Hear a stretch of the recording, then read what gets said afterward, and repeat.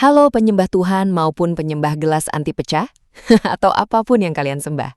Coba sebutkan di kolom komentar ya.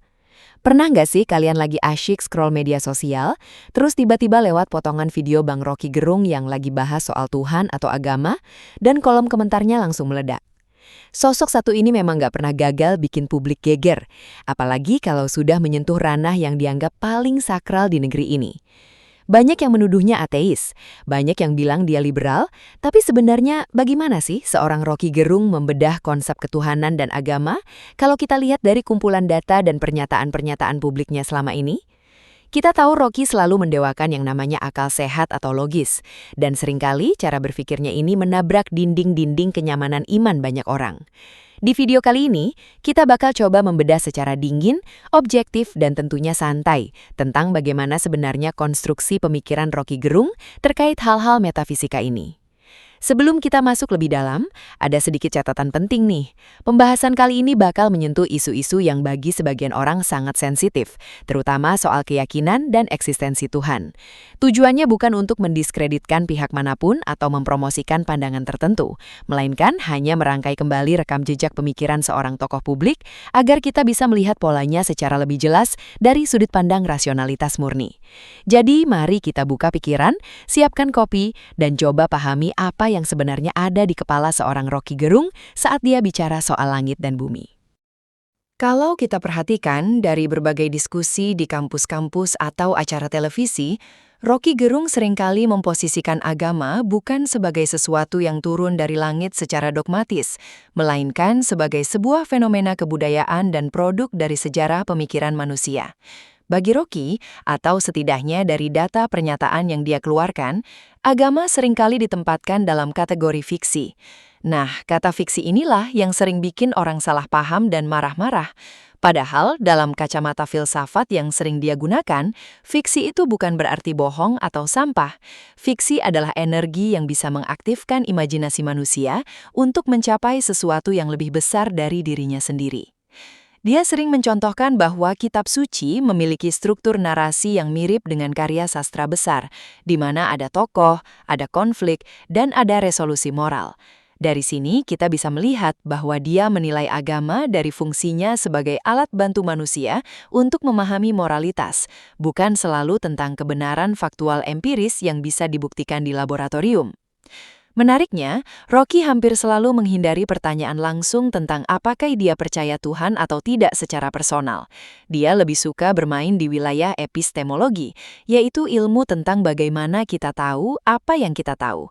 Ketika dia bicara soal Tuhan, dia seringkali merujuk pada konsep God of the Gaps, atau Tuhan yang dihadirkan hanya untuk mengisi celah ketidaktahuan manusia. Baginya, jika ilmu pengetahuan belum bisa menjawab sesuatu, manusia cenderung melempar jawabannya kepada sosok supranatural. Dari data-data diskusinya, Rocky tampak lebih menghargai Tuhan sebagai sebuah konsep filosofis yang menggerakkan etika, ketimbang sosok yang harus ditakuti dengan segala aturan ritualnya.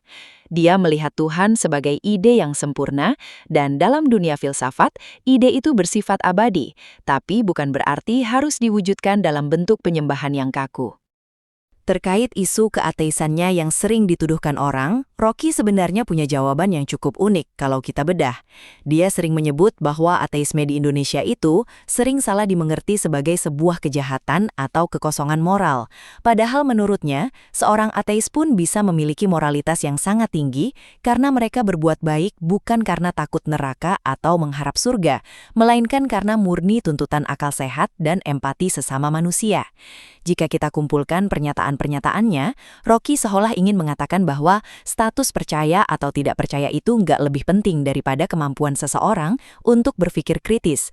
Dia seringkali menggunakan logika ateisme untuk menguji sejauh mana iman seseorang itu kokoh. Kalau iman nggak bisa didebat atau ditantang dengan logika, maka bagi Rocky, iman itu hanyalah doktrin yang rapuh. Dalam banyak kesempatan, Rocky juga menyoroti bagaimana agama di Indonesia seringkali dipolitisasi atau dijadikan alat kekuasaan. Ini poin penting kalau kita mau melihat cara pandangnya. Dia melihat agama bukan lagi sebagai urusan privat antara manusia dengan penciptanya, tapi sudah menjadi komoditas publik yang seringkali justru menghambat kemajuan berpikir. Dia mengkritik bagaimana orang-orang lebih sibuk membela Tuhan yang menurutnya sudah maha segalanya dan gak perlu dibela, ketimbang membela manusia-manusia yang tertindas di depan mata. Dari sini, kita bisa menangkap kesan bahwa baginya, Tuhan tidak butuh pembelaan, tapi akal sehat manusia itulah yang harus selalu diperjuangkan agar tidak mati tertutup fanatisme sempit. Bagi kalian yang sering mengikuti debatnya, pasti sadar kalau dia sangat mahir menggunakan diksi yang memancing logika. Misalnya, dia pernah bilang bahwa agama adalah perangkat untuk menertibkan masyarakat sebelum hukum formal ada. Ini adalah pandangan sosiologis yang sangat kental. Dia melihat agama sebagai evolusi dari cara manusia mengatur ketertiban sosial. Jadi, ketika ditanya soal keberadaan Tuhan, dia seringkali memutar logika tersebut kembali ke si penanya. Apakah Tuhan itu ada di luar sana secara objektif? Atau Tuhan itu ada karena manusia memang butuh Tuhan untuk merasa aman? Pertanyaan-pertanyaan model begini yang membuat banyak orang menganggapnya ateis, padahal dia sendiri mungkin melihat dirinya hanya sebagai seorang pengamat yang menggunakan pisau bedah logika untuk membedah segala hal, termasuk hal-hal yang dianggap suci. Kita lanjut lagi ya, bahas soal istilah fiksi yang sempat bikin geger itu. Kalau kita telusuri lebih dalam dari berbagai diskusinya, Rocky Gerung sebenarnya sedang mengajak kita untuk masuk ke ruang kelas filsafat yang lebih teknis. Baginya, fiksi itu adalah sesuatu yang mengaktifkan imajinasi, dan imajinasi adalah energi untuk perubahan. Data menunjukkan bahwa dia sering membedakan antara fiktif yang artinya kebohongan yang sengaja dibuat untuk menipu dengan fiksi yang merupakan perangkat literasi untuk menangkap makna hidup. Jadi ketika dia menyebut kitab suci adalah fiksi, dari sudut pandang rasionalitas yang dia anut, dia sedang menempatkan agama dalam derajat yang tinggi secara estetika dan etika, namun tetap melepaskannya dari beban pembuktian ilmiah. Bagi seorang yang mengandalkan rasionalitas murni, menuntut agama untuk bisa dibuktikan secara sains, itu justru merendahkan agama itu sendiri, karena sains punya batasan empiris, sedangkan agama bermain di wilayah harapan dan spekulasi metafisika. Pandangan ini sebenarnya konsisten dengan cara dia menilai keberadaan Tuhan. Rocky seringkali terlihat menggunakan pendekatan deisme atau bahkan agnostisisme metodologis. Maksudnya begini, dia tidak secara aktif menyerang keberadaan Tuhan, tapi dia menganggap bahwa dalam urusan publik, negara, dan debat logika, variabel Tuhan tidak bisa dijadikan argumen penutup.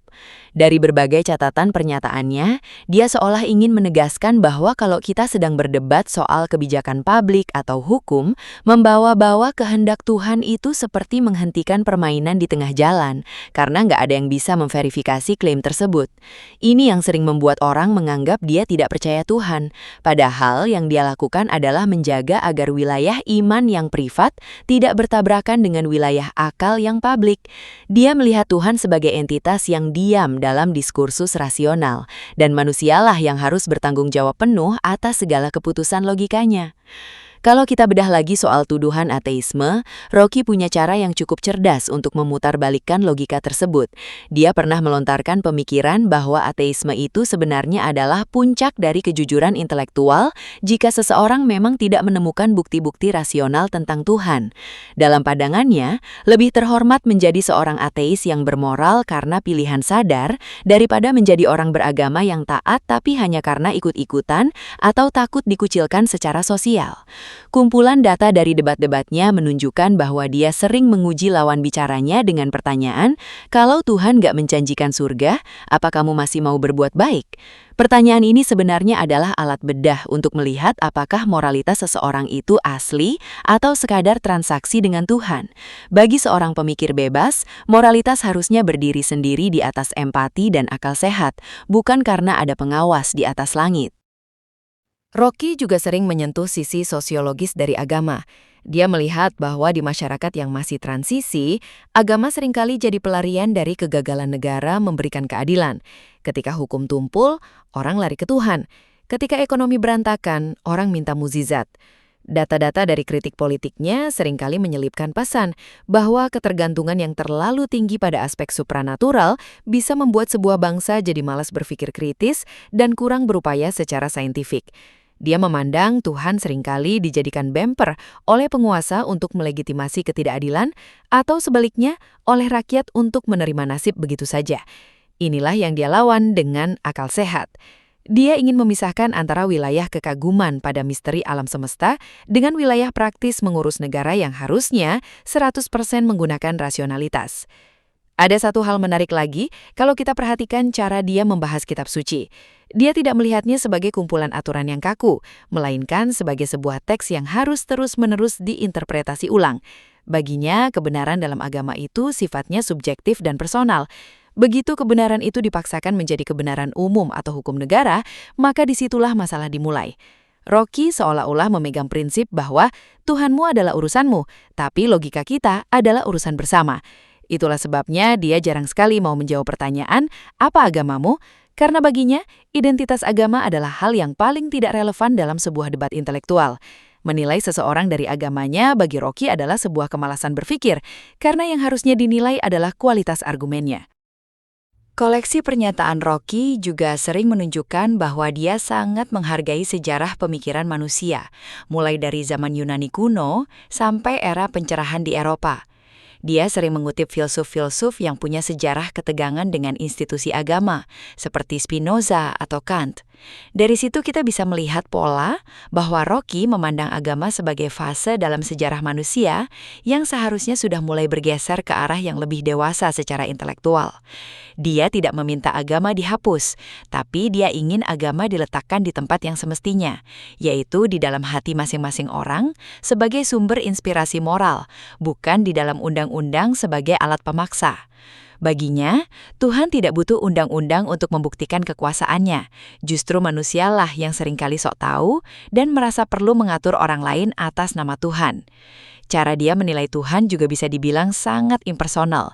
Tuhan dalam narasi Rocky bukanlah sosok yang sibuk mencatat dosa kecil manusia atau yang senang dipuji-puji. Kalau kita kumpulkan kepingan pikirannya, Tuhan itu lebih mirip dengan hukum alam atau prinsip keteraturan yang ada di alam semesta.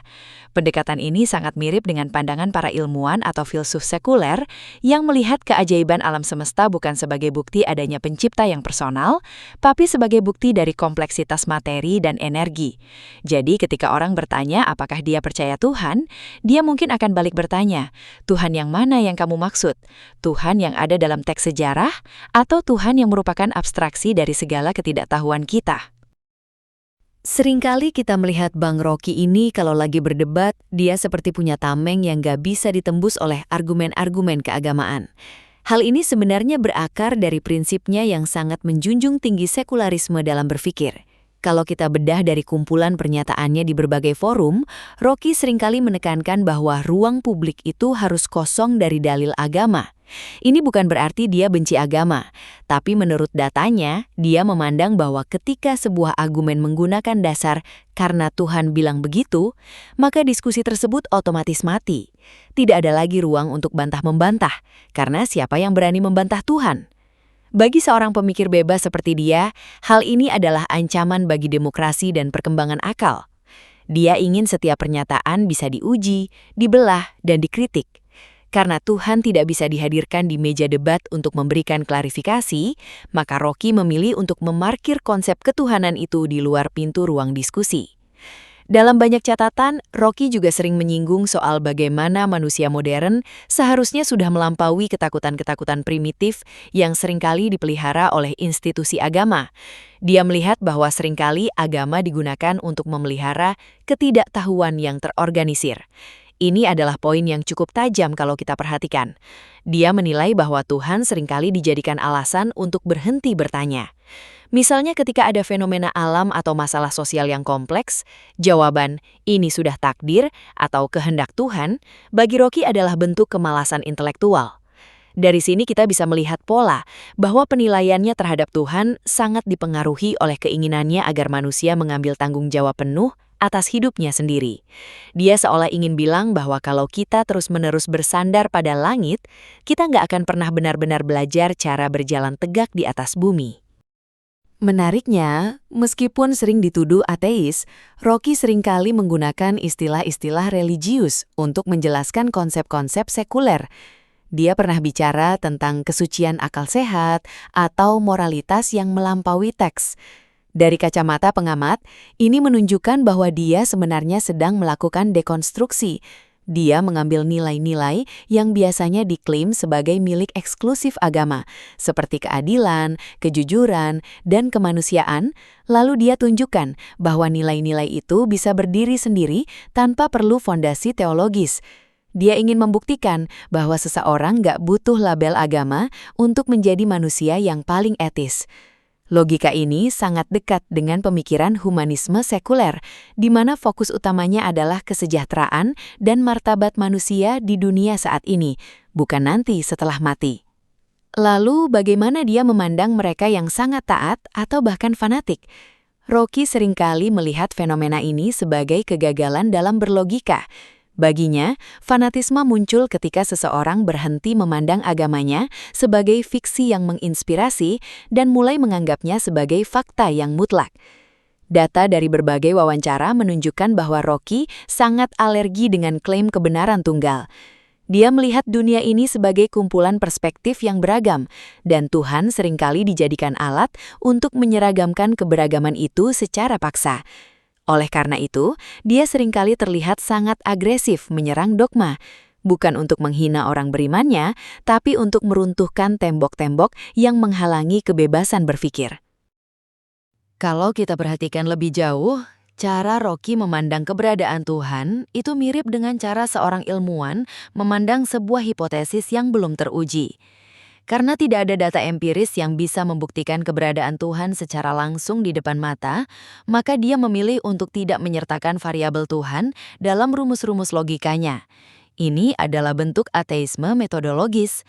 Dia bertindak dan berpikir seolah-olah Tuhan itu tidak ada, karena dengan begitu dia merasa lebih bebas untuk mengeksplorasi segala kemungkinan tanpa takut melanggar batasan-batasan suci.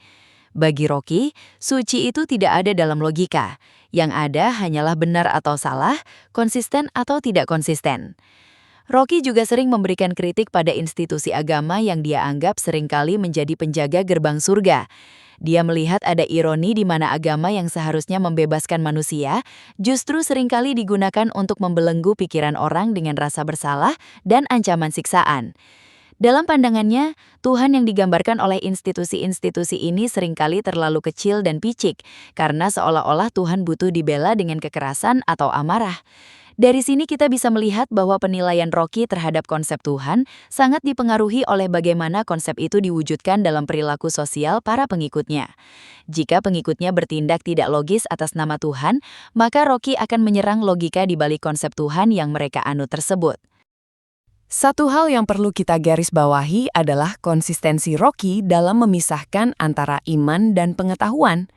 Dia sering bilang bahwa dia tidak punya masalah dengan orang yang beriman, selama iman itu tidak dipaksakan menjadi pengetahuan umum. Dia melihat bahwa banyak masalah di masyarakat muncul karena orang mencampur adukan antara apa yang mereka yakini dengan apa yang mereka ketahui. Baginya, Tuhan adalah wilayah keyakinan yang sangat personal. Tapi begitu kita bicara soal keadilan, politik, atau sains, kita harus menggunakan bahasa yang bisa dipahami oleh semua orang, yaitu bahasa rasionalitas. Disinilah letak keateisan Rocky yang sebenarnya, bukan pada pengingkaran eksistensi Tuhan secara kasar, melainkan pada penolakan untuk menjadikan Tuhan sebagai dasar argumen dalam urusan kehidupan bersama. Nah, kalau kita gali lebih dalam lagi, ada satu aspek yang sering bikin orang garuk-garuk kepala, yaitu cara Bang Rocky ini memandang kitab suci sebagai karya sastra atau teks literasi. Bagi kebanyakan orang, kitab suci adalah panduan hidup yang sakral dan absolut. Tapi dari berbagai data diskusi yang ada, Rocky melihatnya dari sudut pandang logos atau logika, bukan mitos atau mitos. Dia sering memuji keindahan bahasa dalam teks-teks agama, tapi dia melepaskan unsur kebenaran ilahinya. Baginya, memahami agama itu harus lewat kritik teks. Dia memandang bahwa manusia yang beradab adalah manusia yang mampu menjaga jarak dengan teks tersebut agar tidak terjebak dalam fanatisme buta. Dengan menjaga jarak, kita bisa melihat nilai-nilai universalnya, tanpa harus menjadi budak dari penafsiran yang kolot. Ini sebenarnya cara berpikir yang sangat sekuler, di mana teks agama diperlakukan sama dengan teks filsafat lainnya yang terbuka untuk didekonstruksi. Banyak yang bertanya-tanya, apakah Rocky Gerung ini sebenarnya takut mati? Karena biasanya, orang lari ke agama karena takut akan apa yang terjadi setelah kematian. Namun, kalau kita lihat dari kumpulan argumennya, Rocky tampaknya punya pandangan yang sangat stoik atau bahkan nihilistik secara positif tentang kematian. Dia sering menekankan pentingnya meninggalkan jejak pikiran daripada sibuk memikirkan kafling di surga. Dia memandang kehidupan ini sebagai satu-satunya panggung yang pasti kita miliki, maka dari itu kita harus mengisinya dengan kecemerlangan berpikir dan integritas. Penilaiannya tentang akhirat tampaknya lebih condong pada ide bahwa keabadian itu ditemukan dalam karya dan gagasan yang terus hidup setelah kita tiada, bukan pada eksistensi jiwa di alam lain. Ini adalah ciri khas pemikiran yang gak lagi membutuhkan janji-janji langit untuk merasa hidupnya berarti. Keateisan Rocky Gerung, kalau kita mau melabelinya demikian, bukanlah jenis ateisme yang marah-marah atau hobi menghina orang sholat atau ke gereja. Ateisme atau agnostisisme yang dia tunjukkan lewat data-data pernyataannya adalah jenis yang intelektual. Dia lebih tertarik membahas kematian Tuhan dalam ruang publik, seperti yang pernah dipopulerkan oleh filsuf Nietzsche. Maksudnya bukan Tuhan sebagai pencipta itu mati, tapi Tuhan sebagai otoritas moral tertinggi sudah digantikan oleh akal manusia dan hukum buatan manusia. Dia melihat ini sebagai sebuah kemajuan peradaban. Bagi Rocky, masyarakat yang dewasa adalah masyarakat yang tidak lagi butuh polisi langit untuk menjaga agar mereka tidak saling membunuh. Tapi mereka tidak saling membunuh karena mereka paham itu tidak logis dan merugikan manusia. Satu hal yang konsisten dari cara dia bicara soal agama adalah dia selalu menempatkan agama dalam kotak privasi. Dia sering menyindir orang yang pamer kesalehan di ruang publik, tapi logikanya berantakan. Baginya, nggak ada gunanya hafal ribuan ayat kalau nggak bisa membedakan mana argumen yang valid dan mana yang sesat pikir, fallacy. Di mata Rocky, Tuhan itu mungkin saja ada sebagai sebuah misteri besar alam semesta. Tapi Tuhan itu tidak punya tempat dalam perdebatan tentang kebijakan publik, sains, atau hukum. Dia menilai Tuhan itu terlalu besar untuk sekedar dijadikan stempel legalitas bagi ambisi politik manusia. Dari sini, kita bisa melihat bahwa dia sebenarnya sedang melakukan pembelaan terhadap martabat konsep Tuhan itu sendiri, dengan cara menjauhkannya dari tangan-tangan manusia yang suka menyalahgunakannya. Kalau kita perhatikan, Rocky Gerung ini seperti ingin mengajak kita semua untuk berani yatim piatu secara spiritual. Maksudnya, dia ingin kita berani berdiri sendiri tanpa harus selalu mencari sandaran pada sosok ayah di langit yang mengatur segalanya. Dia menilai bahwa selama manusia masih merasa ada tangan gaib yang mengatur nasibnya, manusia itu nggak akan pernah benar-benar merdeka. Kebebasan, menurut Rocky, hanya bisa dicapai kalau kita berani mengakui bahwa kita sendirilah nahkoda dari kapal kita sendiri. Penilaian ini tentu saja sangat kontras dengan ajaran agama pada umumnya, tapi itulah konsistensi dari seorang pemikir yang meletakkan rasionalitas di atas segala-galanya. Dia memandang ketuhanan bukan sebagai tujuan, tapi sebagai salah satu objek kajian yang harus lulus sensor akal sehat sebelum boleh masuk ke dalam ruang pikirnya. Nah, teman-teman, kalau kita perhatikan lebih dalam lagi, ada satu hal yang sangat khas dari cara Bang Rocky Gerung ini bermain-main di area yang dianggap sakral. Dia seringkali melakukan apa yang dalam filsafat disebut sebagai desakralisasi. Artinya, dia menarik sesuatu yang tadinya ada di atas awan, yang nggak boleh disentuh atau dipertanyakan, turun ke bumi untuk dibedah pakai pisau logika. Dari data-data pernyataannya, Rocky seolah-olah ingin menunjukkan bahwa nggak ada satupun hal di dunia ini, termasuk konsep Tuhan dan agama, yang kebal terhadap kritik. Baginya, Begitu sesuatu masuk ke ruang publik, status sucinya otomatis hilang dan berubah menjadi objek argumen. Ini yang sering bikin banyak orang merasa dia sedang menghina, padahal kalau kita lihat dari kacamata intelektual, dia cuma sedang memperlakukan semua ide secara setara di hadapan akal sehat. Rocky juga sering menyinggung soal bagaimana masyarakat kita seringkali terjebak dalam budaya tersinggung ketika menyangkut isu agama. Dia menilai bahwa ketuhanan itu harusnya membuat manusia jadi lebih tangguh dan bijak, bukan malah jadi sumbu pendek yang gampang meledak. Dari kumpulan diskusinya, kita bisa menangkap sebuah pola pikir bahwa jika Tuhan itu memang maha segalanya, maka Tuhan nggak mungkin tersinggung cuma karena celotehan manusia di YouTube atau di kampus-kampus. Penilaian ini secara halus sebenarnya sedang mengkritik balik orang-orang yang merasa punya otoritas untuk membela Tuhan dengan cara-cara yang justru tidak logis atau kasar. Rocky seolah ingin menegaskan bahwa ateisme atau skeptisisme itu sebenarnya adalah ujian bagi kedewasaan sebuah bangsa dalam beragama. Dalam konteks hukum di Indonesia, kita tahu ada pasal-pasal soal penodaan agama. Rocky seringkali lolos dari jeratan ini bukan karena dia kebal hukum, tapi karena argumennya selalu berada di wilayah epistemologi atau filsafat ilmu.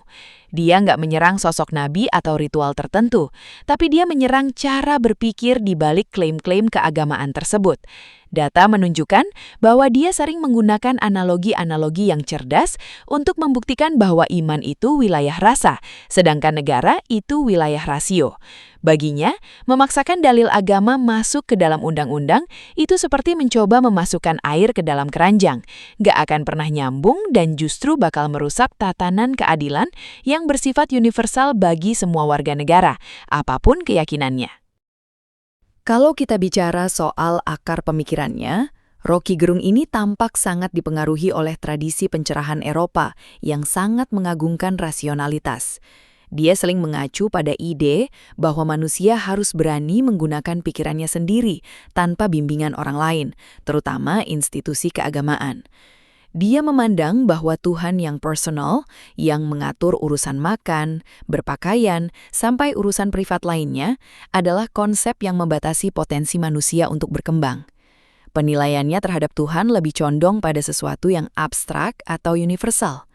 Dia pernah bilang kalau dia lebih memilih berteman dengan seorang ateis yang jujur daripada orang beragama yang hipokrit.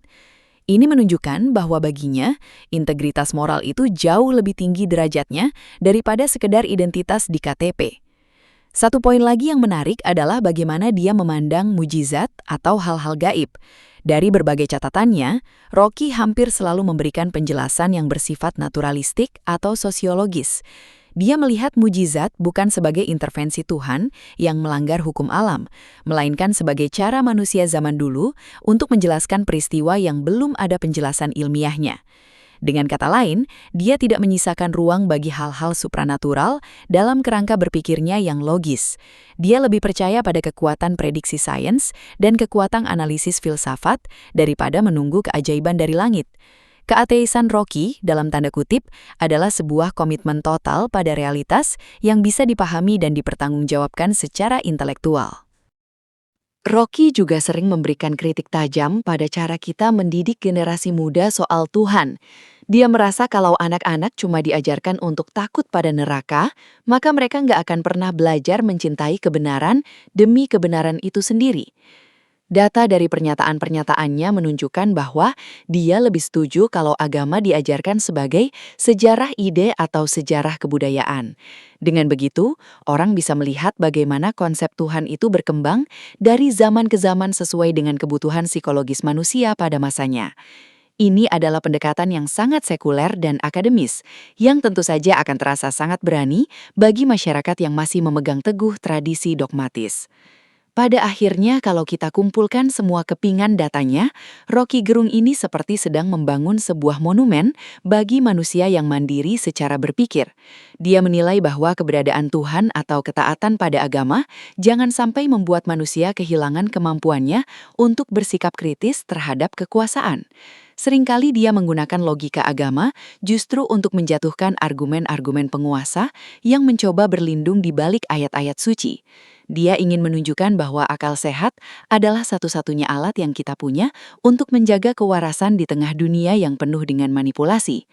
Jadi, meskipun dia sering disebut ateis, peran yang dia mainkan sebenarnya adalah sebagai pengingat agar kita tidak menuhankan pikiran kita sendiri atau menuhankan orang lain yang mengaku-ngaku sebagai wakil Tuhan di bumi.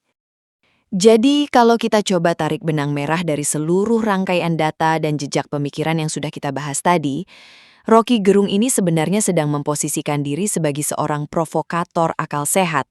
Baginya, kesucian itu bukan terletak pada entitas di luar sana yang tidak terjangkau, melainkan pada kejernihan pikiran manusia dalam membedah realitas.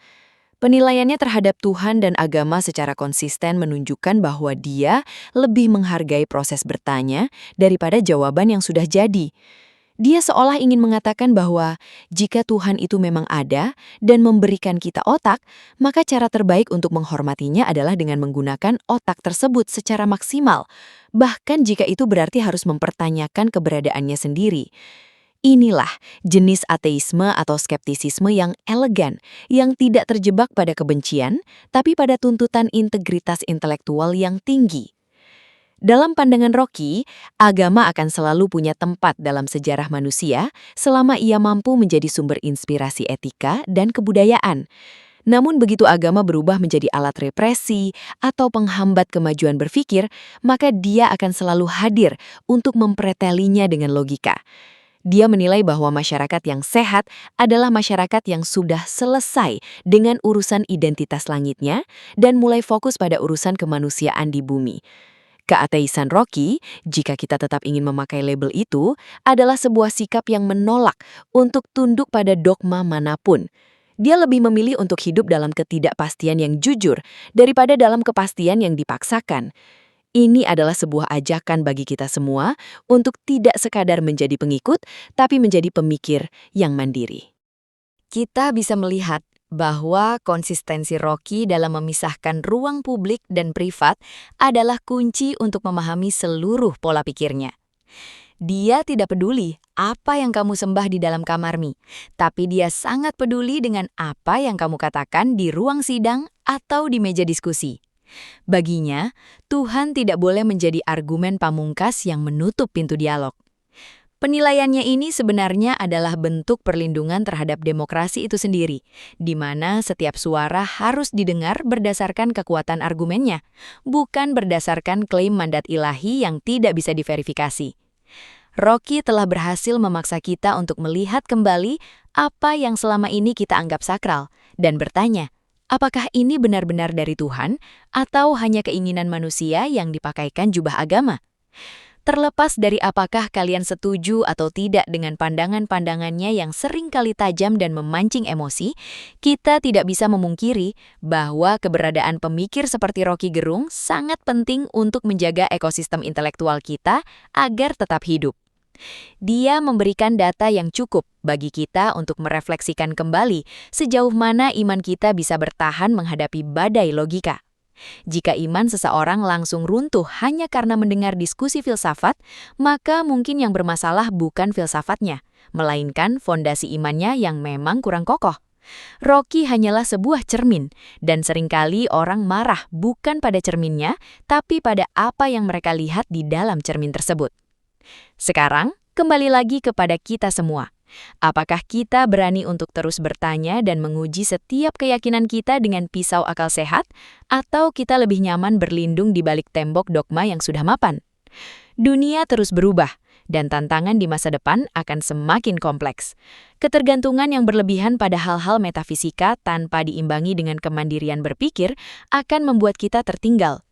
Rocky Gerung telah memberikan sebuah pola bahwa menjadi manusia yang utuh berarti berani bertanggung jawab atas setiap pikiran dan tindakan kita sendiri, tanpa perlu selalu mencari pembenaran dari langit. Terima kasih banyak buat kalian yang sudah menyimak pembahasan panjang ini dari awal sampai akhir. Semoga bedah pikiran ini bisa memberikan perspektif baru yang menyegarkan dan memancing kalian untuk terus menggali lebih dalam tentang bagaimana dunia ini bekerja melalui kacamata rasionalitas. Jangan pernah takut untuk berbeda pendapat, selama argumen kalian punya dasar yang kuat dan logis. Karena pada akhirnya, yang akan tetap bertahan di tengah arus sejarah adalah ide-ide yang mampu diuji oleh zaman. Kalau kalian merasa video ini bermanfaat atau setidaknya bikin kalian berpikir 2 kali, jangan lupa untuk berikan dukungan kepada kami. Klik tombol like, bagikan video ini ke teman-teman kalian yang juga suka berdiskusi soal filsafat dan logika, dan yang paling penting, jangan lupa untuk klik subscribe. Mari kita bangun komunitas yang cerdas, kritis, dan berani bersuara di channel Silent Majority. Kita butuh lebih banyak orang yang berani berpikir jernih di tengah kebisingan dunia saat ini. Sampai jumpa di pembahasan menarik lainnya, tetap gunakan akal sehat dan salam Silent Majority.